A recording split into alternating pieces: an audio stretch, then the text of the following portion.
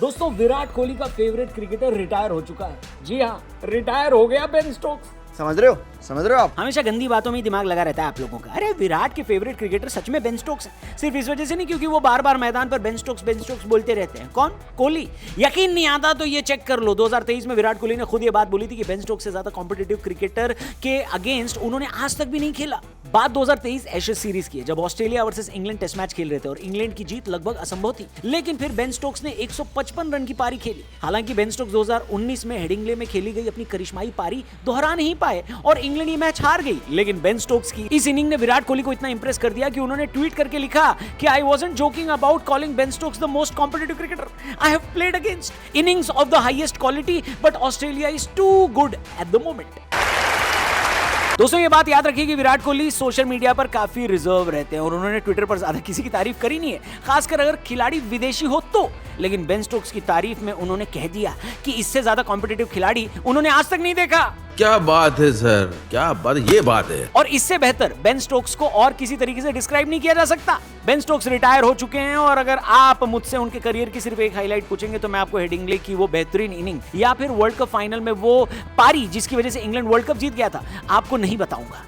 मैं आपको कहूंगा एक बार 2020 में England versus West Indies test match देख लो। इस मैच को एक तो इस वजह से याद रखा जाता है क्योंकि कई महीने कोविड के बाद दुनिया जो लॉकडाउन में चली गई थी उसके बाद होने वाला ये पहला टेस्ट मैच था। फिर इसमें कुछ ऐसा हुआ जिसने पूरी दुनिया को हिला कर रख दिया। बेन स्टोक्स अपने स्पेल में 10 ओवर के करीब डाल चुके थे। 10 ओवर आजकल के गेंदबाज अगर एक स्पेल में फेंक दें तो अगले दिन हॉस्पिटल में मिलेंगे। लेकिन बेन स्टोक्स इतने ओवर फेंकने के बाद एक बॉल ऐसी डालते हैं जो कि प्लेयर यानी जो बैट्समैन होता है वो लॉन्ग ऑफ की तरफ खेलता है। उस दिशा में कोई फील्डर नहीं खड़ा होता। तो बेन स्टोक्स अपनी ही गेंदबाजी पर अपने ही फॉलो थ्रू के बाद गेंद के पीछे दौड़ने लगते हैं और दौड़ते दौड़ते दौड़ते दौड़ते बाउंड्री तक जाते हैं और अपनी टीम के लिए बाउंड्री रोककर 1 रन बचाते हैं। अब स्टोक्स को ऐसा करने की कोई जरूरत नहीं थी। अपनी गेंदबाजी पर कौन सा गेंदबाज आपने आज तक बाउंड्री पर जाकर फील्डिंग करते हुए देखा है? नहीं देखा ना। टेस्ट मैच था ये जहां पर रन बचाना भी इतना जरूरी नहीं था और न तो मैच दांव पर लगा हुआ था। लेकिन बेन स्टोक्स ने फिर भी अपनी जान झोंक दी और यही मेरे लिए बेन स्टोक्स को एक क्रिकेटर के तौर पर, एक लीडर के तौर पर और एक इंसान के तौर पर डिफाइन करता है।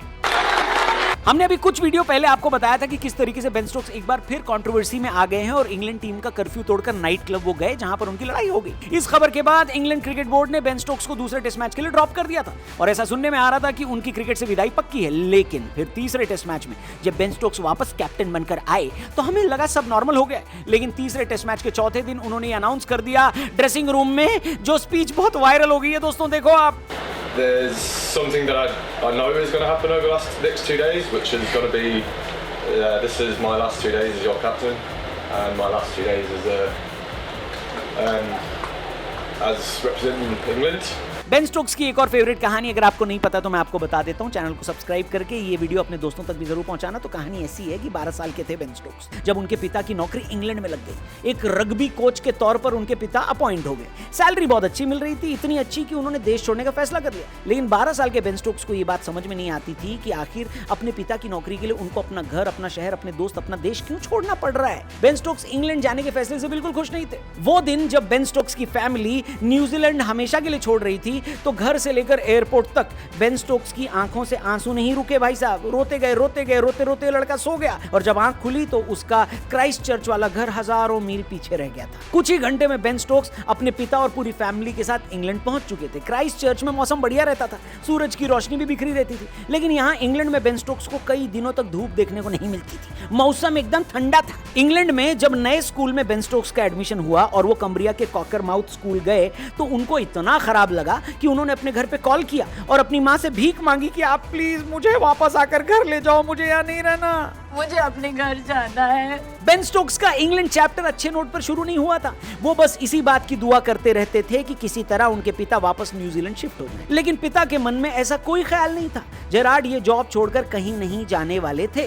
बेन स्टोक्स के पिता जेरार्ड ने सोचा कि बेन स्टोक्स का मन लगा रहे, इस वजह से उनको स्पोर्ट्स खिला देते हैं, कोई स्पोर्ट्स में एंट्री दिलवा देते हैं। न्यूजीलैंड में तो देखिए रग्बी का कल्चर ज्यादा था लेकिन इंग्लैंड में क्रिकेट ज्यादा चलता था। बेन स्टोक्स के पप्पा खुद रग्बी के कोच थे लेकिन उन्होंने सोचा कि अगर इंग्लैंड में रहना है तो क्रिकेट क्रिकेट कहना है। जी हाँ, और इंग्लैंड वाले ज्यादा खेलते वही हैं तो वही करना चाहिए।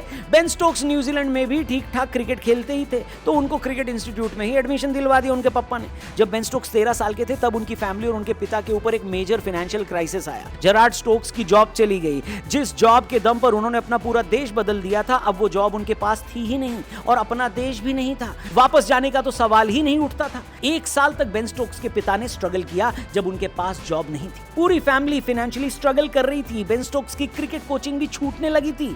वो खेल जिसने दूसरे देश में बेन स्टोक्स को सहारा दिया था, अब वो भी छिनने वाला था। ऐसे में बेन स्टोक्स एक लोकल क्रिकेट मैच खेल रहे थे और एक आदमी की उन पर नजर पड़ी। वो आदमी रुककर बेन स्टोक्स को देखने लगा। उसने पहले भी यहां बहुत बच्चे खेलते हुए देखे थे, लेकिन बेन स्टोक्स का खेल उसको इतना पसंद आया कि उसने कोच से जाकर बेन स्टोक्स के बारे में पूछा कि अंकल ये कौन है। कोच ने उस आदमी को सब कुछ बता दिया और ये भी बताया कि ये लड़का अब अगले महीने से आपको यहां खेलता नहीं दिखाई देगा क्योंकि उनके घर पर पैसे की कमी हो गई है। उस आदमी ने बेन स्टोक्स के कोच को बोला कि वो स्टोक्स की आगे की पूरी क्रिकेट फीस भरने को तैयार है, लेकिन एक शर्त है, उनकी आइडेंटिटी, उनकी पहचान, यानी कि जो ये भाई साहब थे उनकी पहचान कभी सामने ना आए। जेरार्ड को लगा, यानी बेन स्टोक्स के पापा को लगा कि कम से कम उनके बेटे की क्रिकेट तो नहीं रुक रही, इसलिए उन्होंने कहा कि आप मेरी तरफ से इस मिस्ट्री मैन को थैंक यू बोल देना। किसको बोला? उनके पापा ने कोच साहब को बोला। वो इंसान जो कोई भी था दोस्तों, उसकी आइडेंटिटी आज तक सामने नहीं है, लेकिन वो जो कोई भी रहा होगा जौहरी रहा होगा, क्योंकि इस जौहरी ने आने वाले समय का दुनिया का बेस्ट ऑलराउंडर ढूंढ लिया था।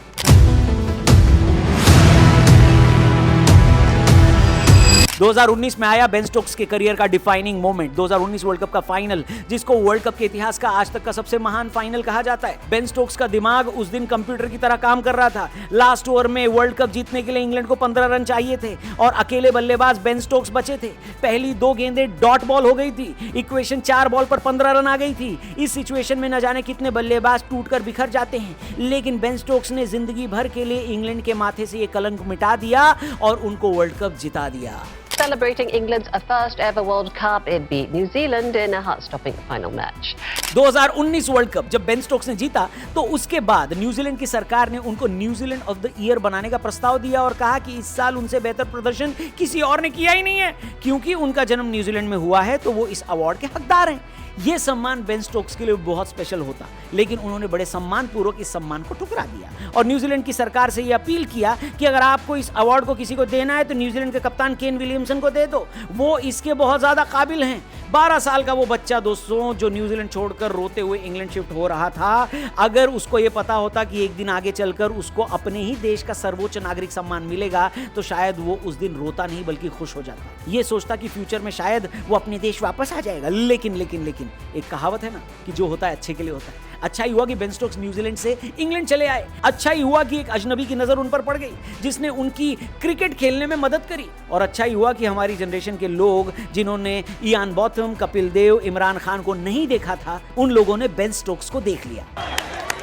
बेन स्टोक्स की लाइफ में जो भी कंट्रोवर्सीज हुई उसकी वजह से उनको क्रिकेट का गुंडा या क्रिकेट का बदमाश भी कहा जाता है। नाइट क्लब में शराब पीकर मारपीट करनी हो या फिर फ्रस्ट्रेशन में अपना हाथ ड्रेसिंग रूम लॉकर में मारकर अपनी ही कलाई तोड़ लेनी हो, बेन स्टोक्स ने बदमाशी के सारे काम और कांड किए हैं। अब क्योंकि वो रिटायर हो गए तो समझ लो कि फुल टाइम यही होने वाला है। इसलिए इंग्लैंड के नाइट क्लब के आसपास जो गुंडे हैं जरा साइड में हो जाओ, क्योंकि असली गुंडा आने वाला है बेन स्टोक्स।